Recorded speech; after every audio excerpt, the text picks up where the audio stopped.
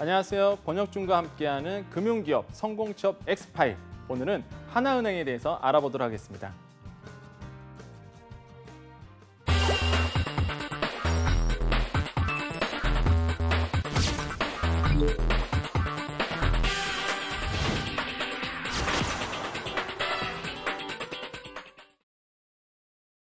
자, 하나은행입니다. 하나은행 표지를 이렇게 갖고 와봤는데요. 우리 준비 중이라 많이 힘드시죠? 그래서 꽃길을 걸으시라, 이렇게 꽃길을 좀 걸으시라는 의미에서 좀 화사한 화면을 좀 가지고 와봤습니다. 자, 오늘 우리 방송을 보시면 아마 꽃길을 걷게 되지 않을까 좀 생각을 해보겠습니다. 그래서 하나은행에 대해서 기업 분석하고요. 당연히 이제는 면접 기출문제 통해서 좀 더 뎁스 있게, 좀 팩트 있게 좀 알아보도록 하겠습니다. 자, 먼저 기업 분석해야 되겠죠? 하나은행은요. 자, 먼저 설립일은 1971년 6월 25일이다. 은행장은 함영자 주자 은행장 계시고요. 자, 영업이익은 한 2조 6천억 원 정도가 나왔고요. 당기순이익은 한 2조 1천억 원 정도. 영업점은 한 799지점 돼 있고 인원 현황은 13,300한 3명 되겠네요. 자, 이게 팩트입니다. 그러니까 인터넷에서 돌아다니는 자료는 사실 공시 자료는 아니고요. 정보도 오래된 게 굉장히 많아요. 그래서 지금 저희가 보여드리는 거는 2017년도 실제 공시 자료이기 때문에 18년도니까 당연히 17년도 공시 자료밖에 없습니다. 그러니까 최근 자료이기 때문에 이 데이터를 근거로 좀 알아주시면 되겠고요.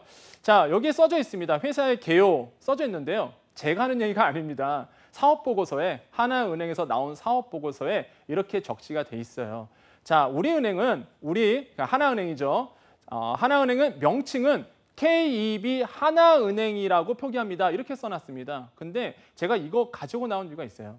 많은 그 학생들이 물어봐요. 교수님, 어떤 데 가보면요 KEB 하나은행이라는 말을 쓰고요. 또 어떤 걸 보면요 주 하나은행이라는 이렇게 써져 있는데요. 교수님 뭐가 맞나요? 이렇게 물어보시는 분들이 있어요. 뭐 별거는 아닌데 사실 좀 워낙 많이 물어보셔서 제가 조금 말 그대로 공시자료 하나은행에서 어떻게 표현하고 있는지 어떻게 적어놨는지 가져와 봤어요. 명칭은 KEB 하나은행이라고 표기를 하고요. 등기나 등록 무슨 얘기겠어요? 공부상에는 주식회사 하나은행으로 표기합니다라고 적어놨습니다. 영문명은 KEB 하나뱅크 이렇게 써져 있죠. 그래서 이렇게 이제 구분할 수 있으시겠죠. 그래서 우리가 흔히 얘기할 때는 그냥 KEB 하나은행이 맞다. 그게 명칭이기 때문에. 하지만 공부상이라든지 아니면 서류상이라든지 아니면 뭐 등기에 기록될 때는 주식회사 하나은행이라고 이제 표기를 합니다. 자, 설립일자 보겠습니다. 봤더니 1967년도에 뭐가 생겼어요? 한국외환은행이 설립됐습니다. 어떤 법이죠? 한국외환은행법에 의해서 이렇게 돼 있죠. 자, 71년도에는 하나은행의 모태가 되는 한국투자금융이 설립됐죠. 그래서 보통 우리가 그 하나은행의 어떤 시초가 뭐냐 했을 때 71년 6월을 얘기를 해요, 보통. 왜냐하면 합병이 됐기 때문에 멀저가 됐죠. 언제? 2015년도 9월에 드디어 이제 멀저가 된 겁니다. 합병이 돼버렸죠. 외환은행과 하나은행이 합병이 돼서 이름이 어떻게 바뀌었다? KEB 하나은행 이렇게 바뀌었습니다. 그래서 우리가 봤을 때 15년도 9월에 합병이 됐다는 거 이 정도만 알아주셔도 우리가 충분하겠다라고 말씀드립니다. 자, 하나은행 이제 현황을 봐야 돼요. 이제 우리가 들어갈 회사잖아요. 우리가 이제 입사를 해야 될 회사입니다. 그렇기 때문에 은행에 대해서 알아야죠. 알아야 또 면접에 돌발 질문 나오거나 아니면 누군가 물어봤을 때 제대로 스피드 있게 즉흥적으로 또 대답을 할 수가 있잖아요. 자, 현황 좀 볼 때는 당기순이익을 좀 가지고 와봤습니다. 볼까요? 이게 하나금융그룹, 그러니까 전체예요. 하나금융그룹 전체를 좀 가지고 와봤는데 보세요. KB 하나은행이 무려 얼마예요? 당기순이익이 2조 1천억입니다. 2조 1천억 원. 단위가 10억 원이니까 2조 1천억 원의 어떤 당기순이익이 나왔어요. 근데 같은 그 금융 계열 안에 하나금융투자도 있고 카드도 있고 캐피탈도 있잖아요. 봤더니 어떻게 돼 있나요? 봤더니 2조가 안 돼요. 조 단위는 아니고 천억 단위죠. 1,400억, 뭐 1,000억, 그다음에 뭐 900억, 130억 이렇게 좀 당기순이익이 나왔어요. 보시면 뭐가 느끼나요? 그룹의 연결 당위 순이익이 2조 어느 정도 나왔는데 뭐가 보이세요? 그러니까 하나금융그룹의 전체를 봤을 때 KB 하나은행이 뭐예요? 엄청나게 비율을 차지하고 있다. 어떤 비율? 당기순이익. 그만큼 영업을 잘했다. 그만큼 호황기였다는 얘기였습니다. 그러니까 KB 하나은행에 들어가시려고 노력하시는 분들은 정말 잘 선택하신 거예요. 이렇게 좋은 기업, 좋은 은행을 도전하고 있다는 거 제가 한번 파이팅을 외쳐드릴 테니까 힘을 한번 내보시고요. 다시 이 방송을 통해서 한번 치열업 해보시기를 권유드리겠습니다. 자, 그렇습니다. 하나은행은 이렇게 당기순이익이 잘 나오겠다는 거 보세요. 2016년보다 엄청나게 늘었죠. 굉장히 영업을 잘했습니다. 자, 그다음에 영업점 보겠습니다. 영업점이요. 총 봤을 때 799개다. 언제요? 17년도 공시자료니까 우리가 12월 31일까지 이렇게 돼 있죠. 자, 자동화기기 보겠습니다. 자동화기기는 ATM기 말씀드립니다. 줄고 있죠. 숫자 외울 필요 없다라고 말씀드립니다. 그냥 줄고 있다는 표현 이 정도만 아시면 돼요. 근데 또 한 가지 말씀드릴게요. 제가 웬만하면 말씀 안 드리는데 하도 질문을 많이 받아요. 교수님, CD기가 뭐고 ATM기가 뭔가요?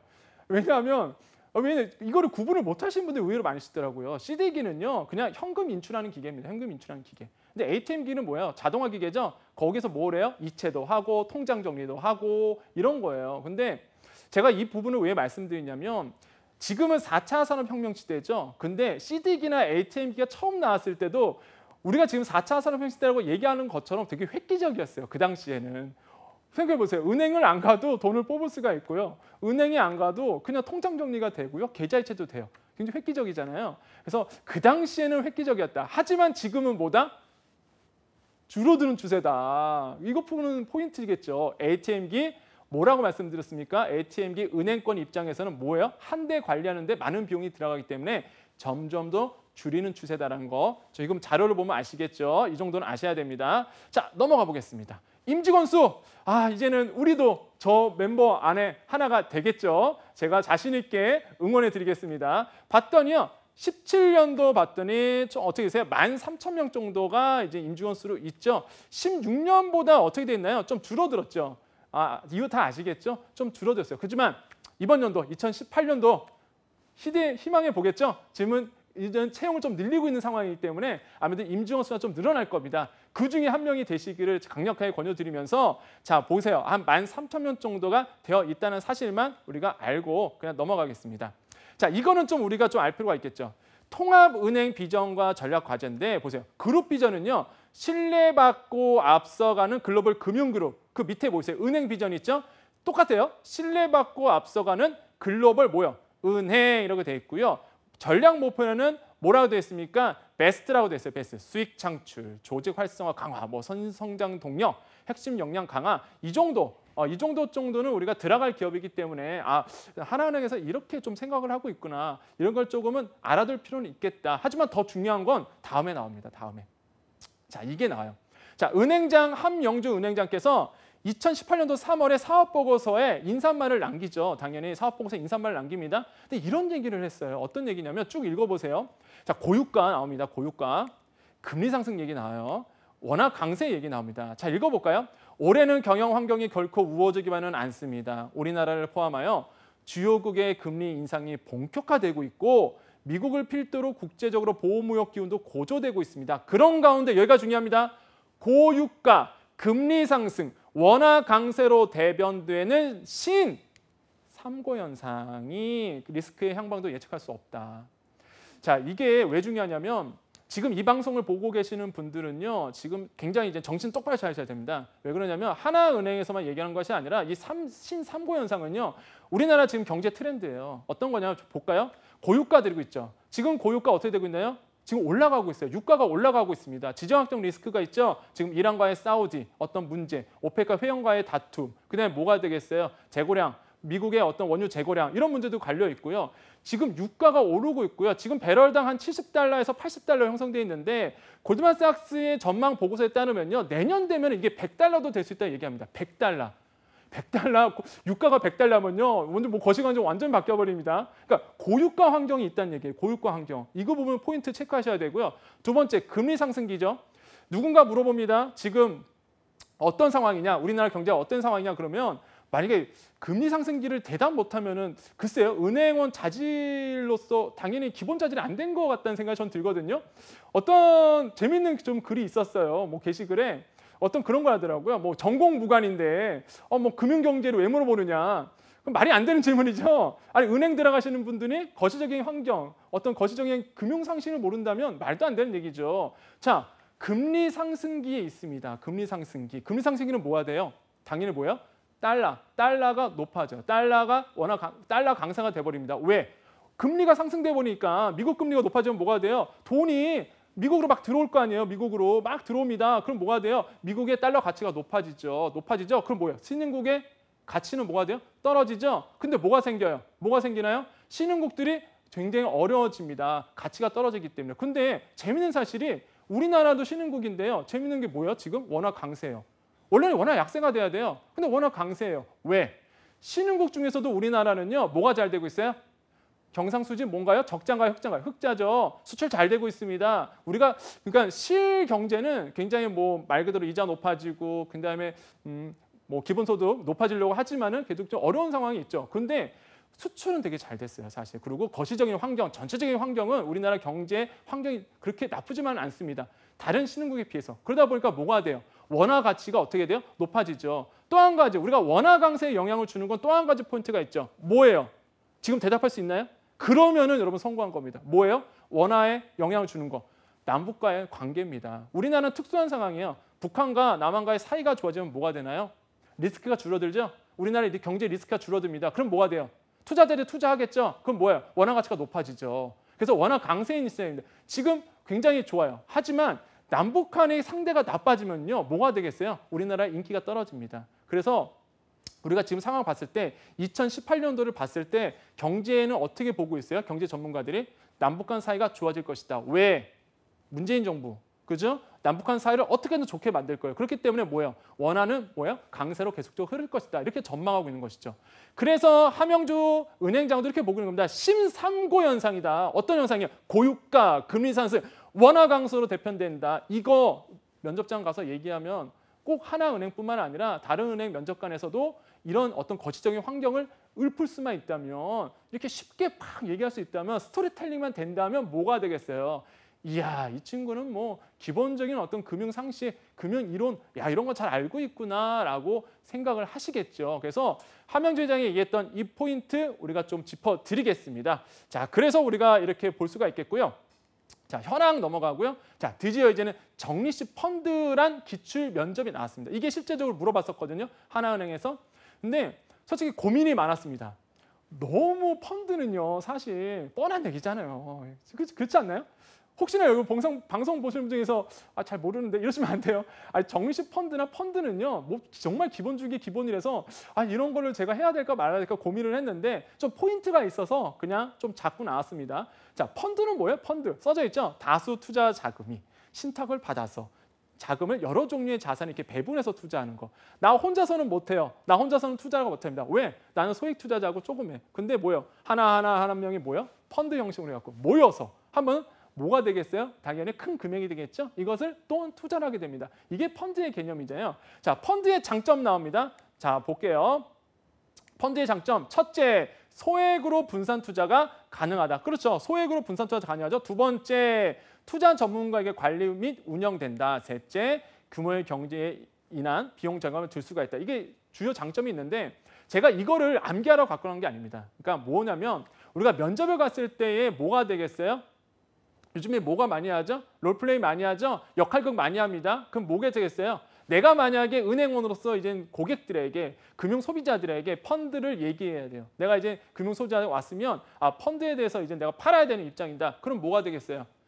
고객님, 펀드는요, 소액 분산 투자가 가능해요. 두 번째는요, 투자 전문가에게 관리가 운영되는 부분이 있습니다. 전문가가 운영을 해요. 직접 투자해보세요. 주식 투자 망할 수 있습니다.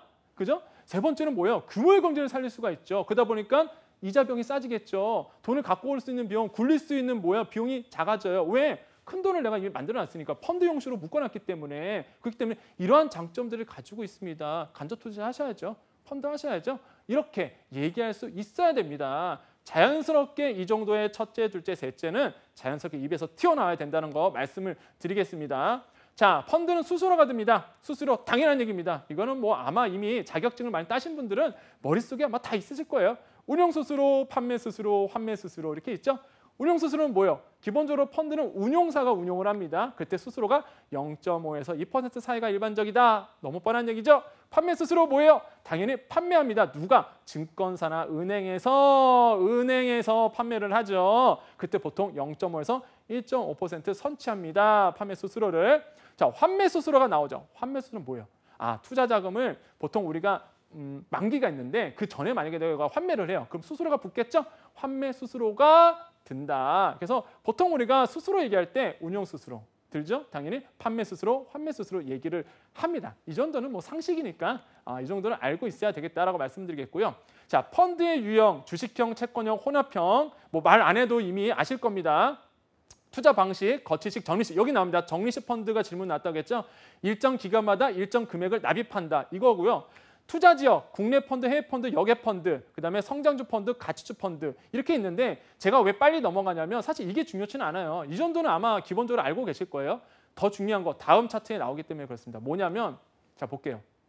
자, 공적적 투자자냐 보수적 투자자냐 이거 굉장히 중요하죠. 왜? 내가 이제 펀드를 판매합니다. 그럼 뭐 해야 돼요? 기본적으로 프로세스가 뭐예요? 고객 가치 프로세스가 뭐냐요? 고객에 대해서 분석을 해야 되겠죠? 뭘 갖고 분석하나요? 서베이나 아니면은 심층 인터뷰를 통해서 이 고객이 어떤 성향인지를 분석을 합니다. 어떻게 되나요? 공격적인 성향이다. 아니면은 뭐야? 보수적인 성향이다. 어떻게 해요? 투자 성향이 공격적인 사람과 보수적인 성향으로 나눠지거든요. 이거를 빨리 간파해야 되겠죠. 우리가 고객 프로세스에 있습니다. 그러면 공격적인 어떤 그 투자 패턴을 갖고 있는 분들에게 어떤 펀드를 제시하나요? 주식형. 그죠? 그다음 뭐요? 파생 상품형 이런 거를 추천하는 거고요. 성장주 펀드 당연히 들어가 있죠. 다시 한번 복습해 볼까요? 성장주 펀드가 뭐겠어요? 당연히 성장 잠재력이 큰 주식에 집중 투자하는 겁니다. 성장 잠재력이 큰 주식이 뭐겠어요? 미래 가능성은 불투명한 거예요. 그 무슨 리스크가 큰 기업이죠. 리스크가 크다는 거예요. 리스크가 크다는 뭐예요? 리턴 되는 게 뭐예요?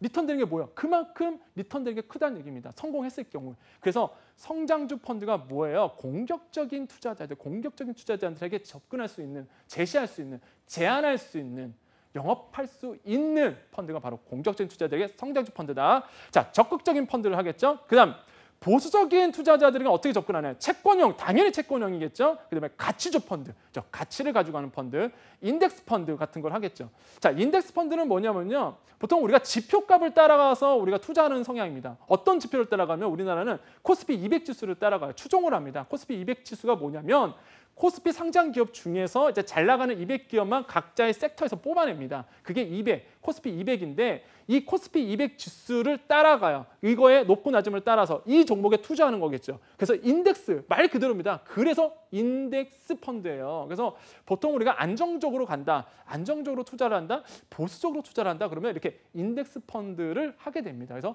뭐다? 코스피 200 지수를 어떤 이런 인덱스를 따라가는 것. 그래서 우리가 보통 보수적 투자자한테는 이런 인덱스 펀드를 추천하기도 하죠. 그래서 중요한 건 그거였어요. 이렇게 포트폴리오를 좀 구상할 수 있어야 된다는 거. 이제는 면접 질문을 왔을 때 정식 펀드가 뭐다? 뻔하잖아요. 그건 누구나 대답할 수 있습니다. 그러면 정식 펀드가 뭐라면 내가 투자 성향에 대해서 이렇게 제시를 하겠습니다까지 나아간다면 물론 시간만 주어진다면 이렇게 말할 수만 있다면 얼마나 좋겠습니까? 그래서 이렇게 이 뒷포인트가 중요했다는 사실 말씀을 드리겠습니다. 자, 그 다음 볼까요?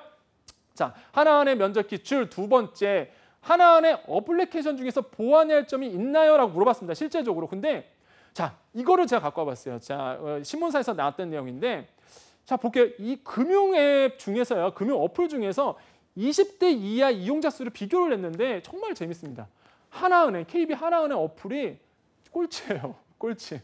그러니까 이게 그 질문과 전혀 좀 상관이 없을 거라고 보시면 오산이에요. 왜냐하면 어플리케이션 보완할 점이 뭐냐고 물어봤습니다. 비슷한 질문 정말 나올 수도 있어요. 왜냐하면 다른 은행도 마찬가지겠죠. 우리 어플, 이렇게 어플리케이션, 모바일 뱅킹이 있는데 야, 취약점이 뭐라 생각해? 아니면 좀 아쉬운 점이 뭐라고 생각하니? 네가 봤을 때 우리 이렇게 모바일 뱅킹 중에서 조금 부족한 점이 뭐라고 봐? 그럴 때는 KB 하나은행이라면 이런 데이터를 제시해야 돼요. 금융의 20대 이하 이용자 지수가 비교가 됐는데요. 거기서 봤더니 하나은행이 제일 꼴찌였습니다. 그래서 저는 이렇게 제안합니다. 어떻게 제안합니까? 잠재 고객들, 20대의 젊은 층들에게 그런 타겟에 맞는 금융 서비스를 개발해야 된다고 생각합니다. 또 그런 얘기를 하는데 그러면 쏘 와시잖아요. 그럼 어떻게? 그래서 어쩌라고? 다음 얘기를 제가 해드릴 거예요. 그거를 조금 참조하셔서 자기의 어떤 스토리텔링, 자기의 어떤 답변을 구사하는 게 좋겠습니다. 자, 먼저 타은행 전략을 봐야죠. 경쟁사 전략을 어떻게 하고 있느냐? 국민은행 보겠습니다. 국민은행은요. 방탄소년단 광고 모델을 기용했죠. 그다음에 신한은행 같은 경우에는 워너원. 지금 아마 뭐 이분은 이렇게 말씀하시면 아이돌 그룹 좋아하시는 우리 여학생들이나 우리 남학생들한테 말씀드리면 어머 워너원 그럴 수도 있어요. 어머 뭐 방탄 이럴 수도 있어요. 이런 어떤 왜 벌써부터 반응하시죠? 보세요. 은행들이 이렇게 젊은 타겟을 이렇게 노리고 있습니다. 왜? 잠재 고객이거든요, 사실. 그래서 타 은행들은 이렇게 하고 있고요. 우리은행은 당연히 이제는 위비 캐릭터, 젊은 층에게 어필할 수 있는 이 위비 캐릭터를 하고 있죠. 그럼 하나은행은 어떻게 하고 있나요? 하나은행 바로 뭐라고 써져 있어요? 원큐뱅크 하고 있죠. 원큐뱅크인데 이 포인트만 짚고 가시죠. 간편하게, 쉽게, 빠르게 모토로 모바일 상품 개발을 하고 있다. 이게 포인트입니다. 하나은행 어플은요. 시중에서 어떤 평가를 하냐면 가장 그 모바일 뱅킹의 뭐라 할까요? 원본적인? 그러니까 가장 기본에 충실한 어플이다라고, 그러니까 잡기술이 안 들어가고 정말 기본에 충실한 어플이다라고 얘기를 해요. 그랬더니 왜 그러냐면요. 가장 그 어플의 기본이 뭐겠어요? 간편해야 되고요. 뭐겠어요? 가벼워야 되고요. 그다음에 빨라야 돼요. 그러니까 이런 부분에 굉장히 치중하고 있다. 근데 요번에 이런 서비스를 가지고 있습니다. 어떠냐면 하이로보를 들고 나왔어요. 하이로보. 자, 읽어볼까요? 하이로보는 로보 어드바이저 핵심이죠. 지금 4차 산업혁명 핀테크의 금융계의 핵심은 로보 어드바이저예요. 로보 어드바이저 뭐예요? 로봇과 어드바이저의 합성어죠. 뭐예요? 이제는 사람이 추천하는 게 아니라 뭐예요? 기계가 알고리즘이 투자 성향을 분석을 해서 고객에게 최적의 상품을 제시하는 겁니다. 로보 어드바이저를 통해서 자산을 관리하는 서비스다. 그게 바로 하이로보다. 이게 하나은행 지금 런칭을 하고 있습니다. 자, 그다음에 하이뱅킹도 있어요. 내 손안에 금융비서라고 돼 있어 갖고요. 간편송금, 지방세 조회 및 납부 이런 것까지도 실제 하나은행이 구현하고 있다는 부분. 모바일 브랜치도 있죠. 모바일 브랜치는 뭐예요? 여러 가지 뭐 스마트폰으로 가계대출 신청하고 뭐 약정하고 신용카드 신청하고 이런 비대면 서비스 이런 거를 지금 하고 있다. 그래서 우리가 면접장에서 하나은행 어플은 뭐 하고 있나요? 이렇게 만약에 물어본다면 젊은 소비자들에게 굉장히 좀 취약하기 때문에 이러한 서비스를 하고 계시는 거 알고 있는데 이런 걸 조금 더 디벨롭해야 되겠다. 이런 서비스를 나의 인사이트와 맞물려서 설명을 해줄 수가 있어야 됩니다. 이 포인트 아시겠죠? 제가 왜 이렇게 얼굴 빨개지도록 목소리 쓰면서 이렇게 설명하시는 아시겠죠? 요거 좀 포인트를 짚고 넘어가겠습니다. 자, 세 번째 나왔습니다. 세 번째. 하나은행 면접 기출 세 번째인데요.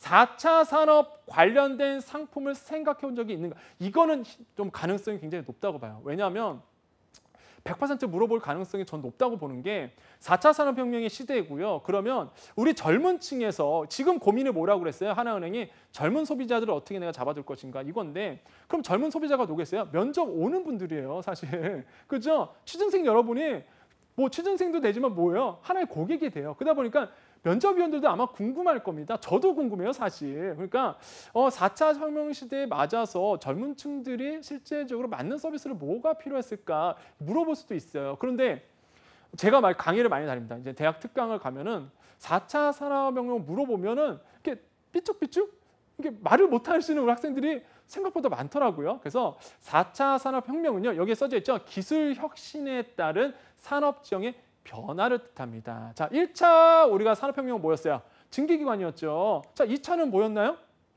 전기에너지였어요. 전기에너지. 3차는 뭐였어요? 컴퓨터, 인터넷 이런 지식정보의 혁신이 있었죠. 4차는 뭔가요? 4차는 나오죠. 뭐 예를 들어서 AI, 인공지능, 그다음에 뭐 사물인터넷, IoT, 그죠? 그다음에 뭐겠어요? 로드 어드바이저, 막 이런 거, 그죠? 뭐 빅데이터 이런 게 4차 산업입니다. 이런 기술을 토대로 뭐가 바뀌어요? 산업 지형이 바뀌는 것. 이게 바로 4차 산업혁명입니다. 그럼 우리는 금융권이잖아요. 그럼 금융권과 맞물려서 어떻게 생각하느냐가 그게 중요한 겁니다. 그게 중요한 거예요. 자, 보겠습니다. 자, 핀테크에서 4차 산업 봤더니요. 지금의 그 핀테크에서 4차 산업혁명과 맞물려 있는 거는요. 우리나라에서는 지금 규제 완화 부분이 있습니다. 규제 완화. 근데 이건 정말 긴장하셔야 돼요. 자, 정말 잘 들어갑니다. 자, 지금의 규제 완화 중에서요. 은산분리 규제 완화를 하는 부분이 있어요. 은산분리. 제가 볼 때는 은산분리 키워드 분명히 나올 가능성이 큽니다. 꼭 하나은행뿐만 아니라 어디서든 시중은행이라면 나올 수 있는데 왜 그러냐면 은산분리는 우리 용어 정의 해놨죠? 뭐겠어요? 산업자본과 은행자본을 구분시켜 놓는 겁니다. 절대 산업자본이 은행자본을 못 갖고 해요. 단 뭐예요? 4%, 의결권 4%만 가질 수 있게끔 해놨어요. 이게 뭐야? 우리 쪽에서는 우리 평론가나 아니면은 거세 경제 하시는 분들은 이거를 4% 룰이라고 그래요. 4% 룰. 4% 이상 못 갖게 해놨습니다. 왜? 은행 자본을 보호하는 것이죠. 그래서 은산분리가 이거를 근데 지금 뭐냐면 이 규제를 완화하려고 그래요. 왜 완화하려고 그래요? 인터넷 은행 때문에 그렇습니다. 인터넷 전문 은행을 안착시키기 위해서는 인터넷 전문 은행에 뭐가 있어요? 카카오뱅크. 또 뭐가 있어요? K뱅크 있잖아요. 이거 은산분리 때문에 지금 뭐가 되냐면 투자를 하고 싶어도 투자를 못하는 부분이 있어요. 왜 그러냐면 보세요. 인터넷 전문 은행은 뭐가 되겠어요? IT랑 연관이 있습니다. IT. 그러니까 IT 회사들이 더 지분을 투자해야 되고 더 나야 되는데 은산분리 때문에 투자를 못하는 거예요. 규모가 커질 수가 없습니다. 그러다 보니까 규제 좀 완화해달라, 특별법 완화해달라 이러는 거예요. 그런데 우리는 지금 어디 보나요? K뱅크 들어가요? 카카오뱅크 들어가려고 그래요? 아니죠. 시중은행, 그것도 KB 하나은행 들어가려고 그래요. KB 하나은행. 그럼 KB 하나은행에서 보자고요. 이제 이 규제 완화가 좋은 건가 안 좋은 건가? 당연히 뭐예요? 시중은행은 은산분리 규제 완화 좋아합니까? 안 좋아하죠. 왜? 산업자본이 더 들어온다니까요. 그러면 은행에 다니시는 분들은 은행 자본이 뭐가 돼요? 끌려다닐 수 있어요. 산업자본에. 그래서 보통 이렇게 얘기합니다. 반대를 하는데 그러니까 내심 반대하는 거죠. 막 드러내고는 안 해요. 기업의 사금고와에 대한 우려감이 있고요. 두 번째 이유로는 이해상충 문제, 모 회사의 이해상충 문제 때문에 이걸 완전히 분리하기가 어렵다는 이유로 이거는 좀 규제 완화는 꺼림칙하게 생각하고 있습니다. 그러면 우리가 면접장 가서 은산분리 얘기하는데 은산분리 규제 완화 해야 됩니다. 안 되겠죠. 그러면 안 됩니다, 여러분. 자, 이렇게 조금 얘기하시면 도움이 될 것 같아요. 실제로 하나금융경영연구소장이 이런 인터뷰를 했습니다. 은행의 공적 역할을 최대한 살리는 한편 효율적인 자원 배분의 목적을 달성하려면 은산분리는 어느 정도 인정해야 된다. 어느 정도 인정해야 된다. 면접장 가셔서 만약에 은산분리 키워드 나오거나 아니면 4차 산업혁명과 맞물려서 지문이 나온다면 은산분리 얘기하시면서 이런 포인트 어느 정도 은산분리는 지켜줘야 된다라고 이렇게 뉘앙스를 얘기하시면 좋겠죠.